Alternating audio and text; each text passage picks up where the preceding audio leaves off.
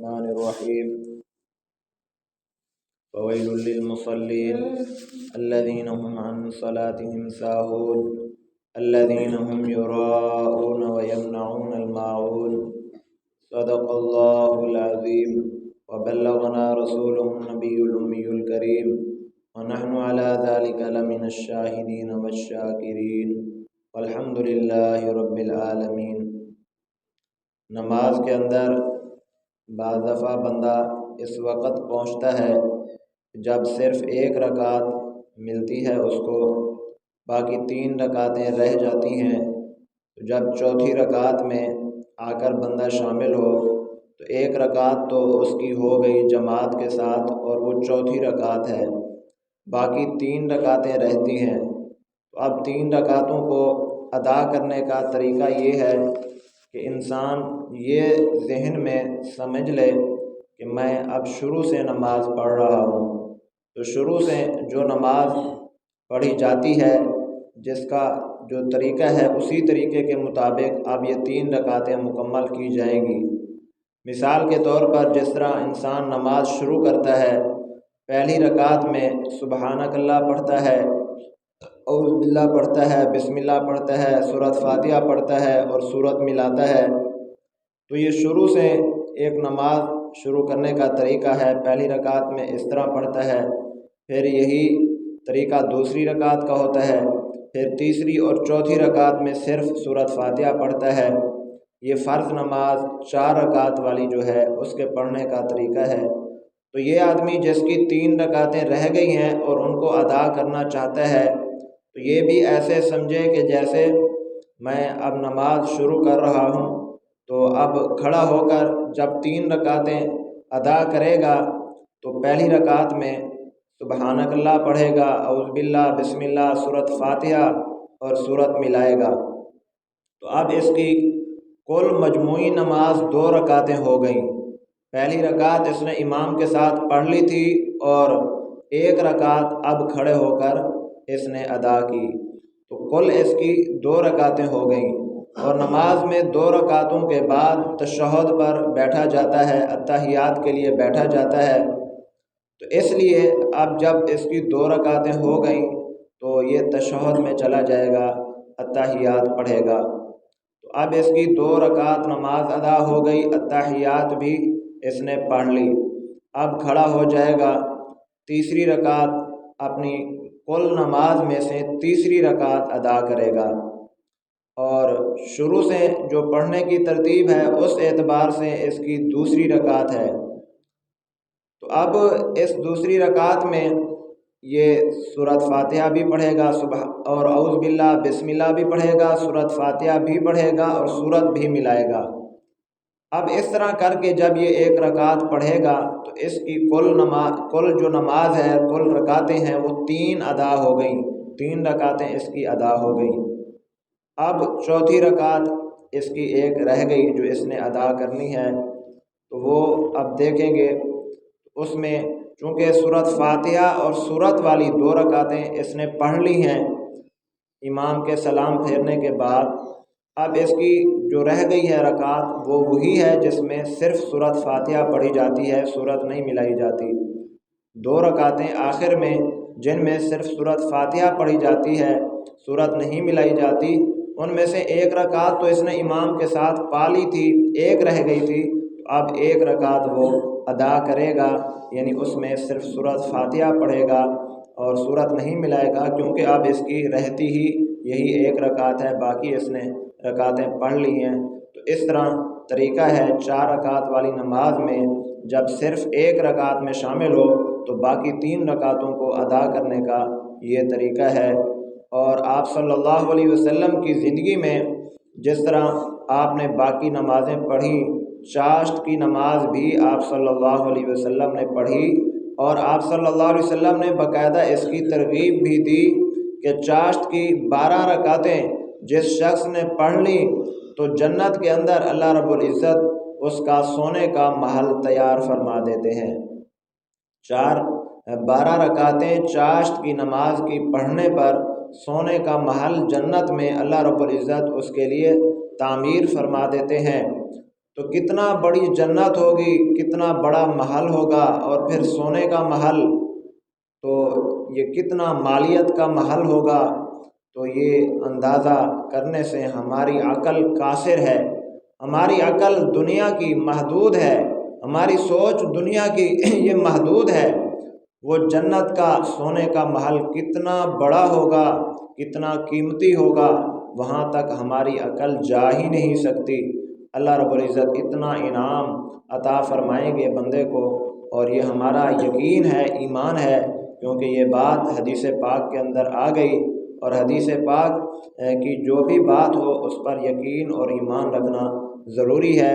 تو چاشت کی 12 رکعتیں جو ہیں اس کے بارے میں آپ صلی اللہ علیہ وسلم نے فرمایا، اگر کوئی بندہ 4 رکعتیں بھی چاشت کی پڑھ لے تو اس کو بھی چاشت کی نماز پڑھنے کا ثواب مل جائے گا۔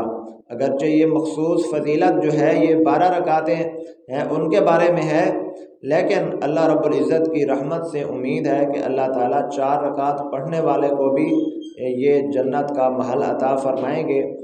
لیکن اگر یہ مخصوص فضیلت نہ بھی ملے تو خاص چاشت کی نماز کا جو اجر ہے وہ تو مل ہی جائے گا۔ اس کو چاشت پڑھنے والا شریعت میں سمجھا جائے گا جب صرف 4 رکعت بھی پڑھ لے۔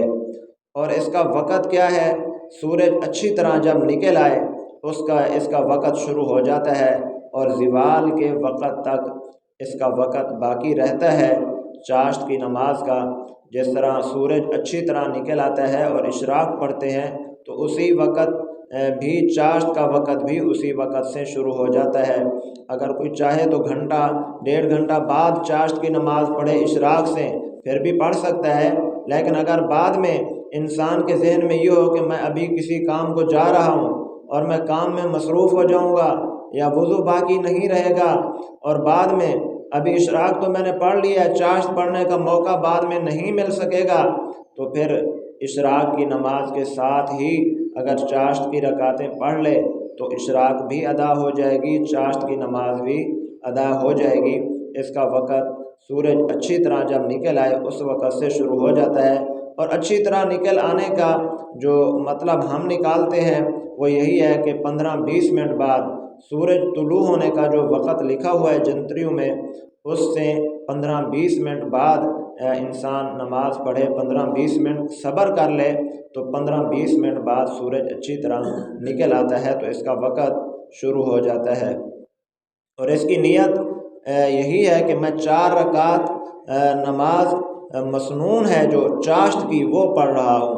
جب چاشت کے نفل پڑھے گا تو یہی نیت کرے گا کہ میں 12 رکعت یا 4 رکعت جتنی پڑھنا چاہتا ہے، میں 4 رکعت چاشت مسنون نماز جو ہے وہ پڑھ رہا ہوں۔ اور انسان پر جب نماز فرض ہے تو انسان جہاں بھی جائے نماز فرض ہے۔ اب ہم جس سیارے پر رہ رہے ہیں وہ زمین ہے، ہم سارے انسان زمین پر رہ رہے ہیں۔ یہ سارے ملک جو ہمیں ظاہری طور پر نظر آ رہے ہیں ہمارے آس پاس ہیں، یہ سارے زمین کے اوپر رہ رہے ہیں۔ تو زمین پر رہتے ہوئے جس طرح انسان پر نماز فرض ہے، اگر انسان زمین سے ہٹ کر کسی دوسرے سیارے مریخ پر چلا جائے، چاند پر چلا جائے، جس طرح انسان آج کل چاند پر بھی چلے گئے ہیں، وہاں جا کر ٹھہرتے بھی ہیں، رہتے بھی ہیں، وہاں بھی انسان چلا جائے تو وہاں بھی نماز پڑھنا فرض ہے۔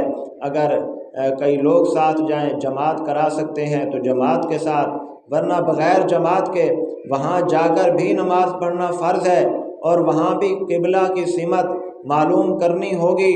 اس لیے جو لوگ چاند پر جاتے ہیں قبلہ نما ساتھ لے جائیں گے۔ قبلہ نما ایک آلہ ہے جس کے ذریعے یہ معلوم ہو کہ قبلہ کی سمت کون سی ہے، قبلہ کس طرف ہے۔ اگر وہ آلہ نہیں ہے تو غور و فکر کریں گے، خوب سوچیں گے کہ کس طرف قبلہ ہو سکتا ہے۔ یہاں ہم چاند پر پہنچائے یا مریخ پر پہنچائے تو یہاں پر غور و فکر کریں گے کہ قبلہ کس طرف ہو سکتا ہے۔ غور و فکر کرنے کے بعد جس طرف کا رجحان غالب ہو تو اسی طرف منہ کر کے نماز پڑھنا فرض ہوگا۔ اگر بعد میں معلوم بھی ہوا، غور و فکر کرنے کے بعد معلوم بھی ہو گیا کہ وہ قبلے کی سمت نہیں تھی جس طرف ہم نے نماز پڑھی تھی، تو پھر بھی نماز ہو جائے گی۔ اور اسی طرح نماز کے آداب میں سے ہے کہ مرد جو ہے सोना और चांदी पहन कर नमाज ना पढ़े। मर्द के लिए सोना और चांदी हराम करार दिया है अल्लाह रब्बुल इज़्ज़त ने। औरत के लिए सोना और चांदी का इस्तेमाल करना जायज़ है, इसलिए नमाज में भी औरत सोना चांदी पहन कर नमाज पढ़ सकती है। मर्द जो है उसके लिए सोना चांदी पहनना हराम है। तो इसलिए जब हराम काम नमाज के अंदर इंसान करे तो वो मुनासिब नहीं होता, जायज़ नहीं होता। अगरचे नमाज हो जाएगी लेकिन गुनाहगार होगा।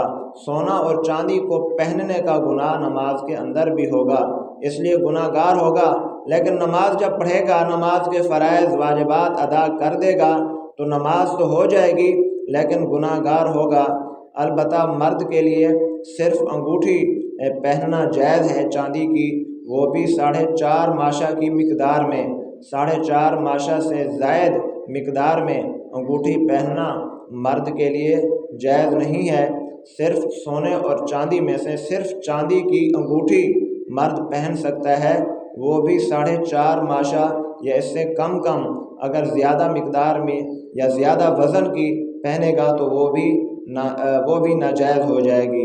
और उसके लिए भी शर्त है कि जब वज़ू करे तो उस अंगूठी को भी अच्छी तरह हिला ले ताकि वज़ू का पानी अंगूठी जो है उसके अंदर भी पहुंच जाए। जिस जगह पे अंगूठी पहनी हुई है वहाँ उस जगह पर, जिस्म के उस हिस्से पर भी वज़ू का पानी पहुंच जाए और बह जाए, वहाँ पर भी पानी बहाना और पहुँचाना ज़रूरी है। और इसी तरह जिस तरह हम नमाज चटाई पर पढ़ते हैं, कालीन पर पढ़ते हैं, अगर कोई खाली जगह है, चिटियल मैदान है, साफ़ सुथरी ज़मीन है, पाक है, तो वहाँ खालिसतन ज़मीन पर भी इंसान नमाज पढ़ सकता है। अगर कोई नहीं पढ़ता इसलिए कि कपड़े मैले हो जाएंगे या जिस्म पर मट्टी लग जाएगी तो वो अलहदा बात है, लेकिन पढ़ सकता है इंसान। अगर बिछाने के लिए कोई चीज़ नहीं है और ज़मीन बिल्कुल साफ़ सुथरी है तो ज़मीन पाक है, उसके ऊपर भी नमाज पढ़ सकते हैं। आप सल्लल्लाहु अलैहि वसल्लम पर बाज़ दफ़ा दोनों तरह पढ़ना साबित है। चटाई बिछा कर ये तो अक्सर होता है, लेकिन कभी कभी ऐसा मौका भी आ जाता है कि खालिसतन ज़मीन पर भी नमाज पढ़नी पड़ जाती है। ख़ास तौर पर पथरीली ज़मीनें जो होती हैं उन पर मट्टी ज़्यादा नहीं होती, साफ़ सुथरी होती हैं, तो वहाँ अगर वो जगह पाक हो, कोई ज़हरी निजासत नज़र ना आ रही हो तो उस ज़मीन पर भी नमाज पढ़ सकते हैं। इसी तरह नमाज में उंगलियां चटखाना, जिसको सराइकी में कहते हैं कड़ाके निकालना, ये नमाज के अंदर मकरूह तहरीमी है।